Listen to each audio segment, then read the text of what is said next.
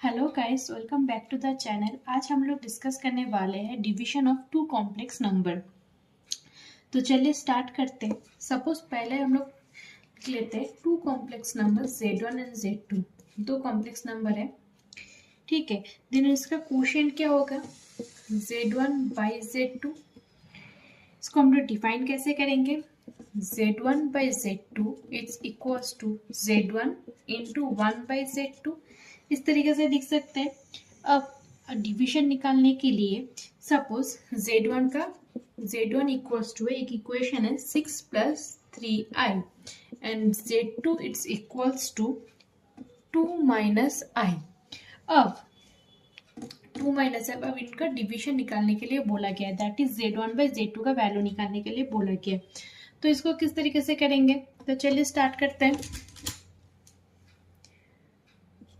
Z1 by Z2 it's equals to, पहले Z1 वाले लिखते हैं 6 प्लस 3i इंटू Z2 मतलब 2 minus i।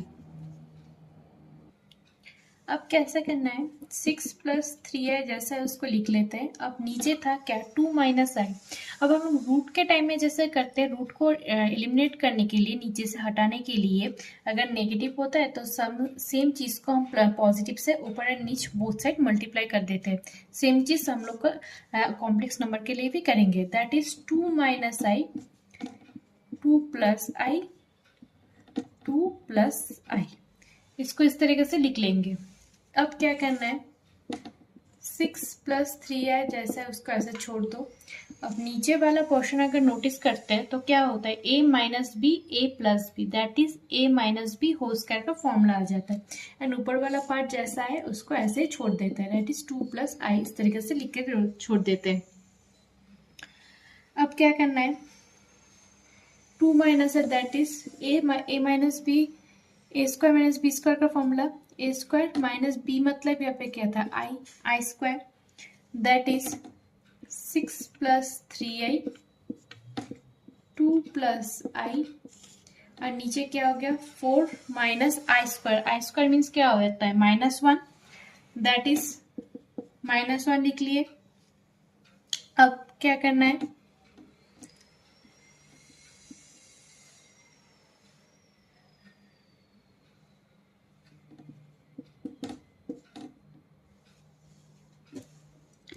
Six plus 3i जैसे उसको ऐसे छोड़ देते हैं, 2 प्लस आई, एंड नीचे हो गया 4 minus minus plus, that is 1, 6 plus 3i into 2 plus I by 5। अब क्या करना है? यहाँ पे हम लोग लिख लेते हैं। सिंपली ये दोनों पार्ट जो है उसको मल्टीप्लाई करना है, तो लिख लेते हैं 1/5 ब्रैकेट में, इस 1/5 को बाहर लाते हैं और लिख लेते हैं 6 प्लस 3i एंड 2 प्लस आई। हो गया। अब 6 प्लस 3 एंड 2 प्लस आई को मल्टीप्लाई करने से क्या होता है? 1/5 को 1/5 लिख लेते हैं, 6 into 2 that is 12 plus 6i plus 6i, 3i into 2 plus of 3i into I, that is 3i square. हो गया। तो लिख लेते हैं 1/5 12, 6i प्लस 6i कितना होता है? 12i। अब क्या था? 3i square, i square means क्या होता है? -1, that is plus 3 into -1 that is -3। लिख लेते हैं i इक्वल्स टू -1।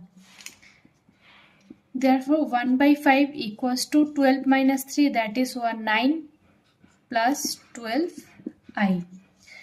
तो आशा करती हूँ समझ में आ गया कि डिवीजन के लिए हम लोग को किस तरीके से करना पड़ेगा। सिंपली पहले अगर डिवीजन में अगर नीचे वाला पार्ट में जो रहेगा 2 माइनस आई वाला पोर्शन, इसको एलिमिनेट करना पड़ेगा। दैट इज नीचे से हमको आई को एलिमिनेट करना है। आई को एलिमिनेट कैसे करेंगे? बोथ साइड सेम चीज है, सिर्फ साइन क्या होगा, चेंज होगा। अगर नीचे माइनस है तो हम लोग क्या करेंगे, प्लस के साथ मल्टीप्लाई ऊपर एंड बोथ साइड मल्टीप्लाई करेंगे। अगर माइनस प्लस होता है तो माइनस से मल्टीप्लाई करेंगे। यहाँ पे माइनस था इसलिए मैंने किया क्या, सेम जो इक्वेशन है उसको एक प्लस लेके बोथ ऊपर एंड नीचे में मल्टीप्लाई कर दिया।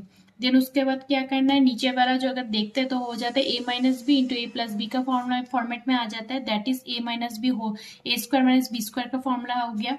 तो नीचे वाला पोर्शन को इस तरह से लिख सकते हैं, A minus B whole square का फॉर्मूला। वहां पे हम लोग को पता है I means I square equals to -1। हम लोग कॉम्प्लेक्स नंबर जब स्टार्ट किए थे तभी हम लोग ने जान गए थे i equals to minus i square means होता है -1।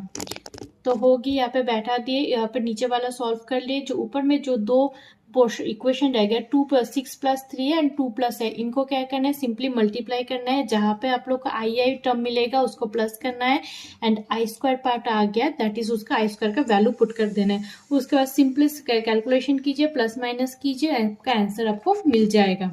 तो इस तरीके से अगर हम लोग को डिविजन करने के लिए बोला जाता है तो हम लोग इस तरीके से कर सकते हैं। आशा करते हैं आपको इस वाला सम समझ में आ गया कैसे करना है। अब हम लोग डिस्कस करेंगे पावर ऑफ आई।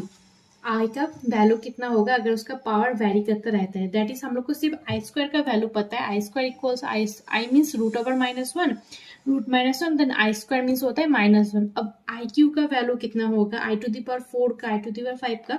अब हम लोग वो वाला देखेंगे। अब हम लोग डिस्कस करेंगे पावर ऑफ आई।